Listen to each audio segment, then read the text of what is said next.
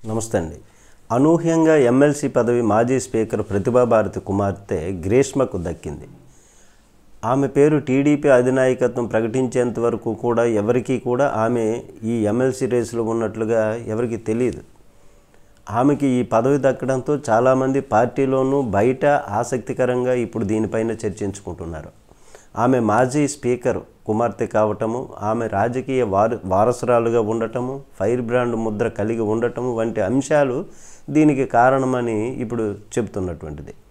TDP Mahanadu ఒంగోలులో సభలు జరిగినప్పుడు ఆ వేదికపై చంద్రబాబు, లోకేష్ సహా అతిరథ మహారథులు అందరూ ఉండగా ఆమె వైసీపీ నాయకులను అధినాయకత్వంతో సహా సవాల్ చేశారు. తొడగొట్టి పెను సంచలనమే రేపారు. అప్పట్లో ఆ వీడియో బాగా పాపులర్ అయ్యింది, అప్పట్లో బాగా వైరల్ అయ్యింది.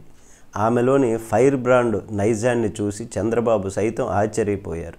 ఆ రోజున ఆమె ఇచ్చినటువంటి స్పీచ్ కూడా హాట్గా సాగింది. ఫిదా అయిపోయారు అందరూ కూడా. దాంతో ఒక్కసారిగా ఆమె పాపులర్ అయ్యారు. ఆమె ఫైర్ బ్రాండ్ తీరు మీద అనుకూల ప్రతికూల చర్చలు జరిగాయి. గ్రీష్మ నిజంగా గ్రీష్మ ప్రతాపమే, ఈ రోజుల్లో ఉండాల్సినటువంటి రాజకీయ నాయకురాలే అని కూడా టీడీపీ పెద్దలు భావించారు. అయితే ఇంత జరిగినా 2024లో రాజాం టిక్కెట్ ఆశించారు, ఆమెకు దక్కలేదు. కానీ ఏదో విధంగా న్యాయం చేయాలని భావించినటువంటి పార్టీ ఆమెను పెద్దల సభకు పంపించింది అంటున్నారు. ఇప్పుడు ఓవరాల్గా చెప్పాలంటే ఒక్క స్పీచ్తోనే ఆమె ఎమ్మెల్సీ పదవిని దక్కించుకుంది అంటున్నారు.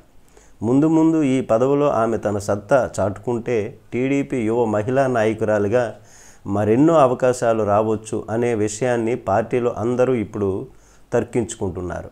ఫైర్ బ్రాండ్ ఇమేజ్ గ్రీష్మ జాతకాన్నే మార్చేసింది అని అంటున్నారు. నమస్తే.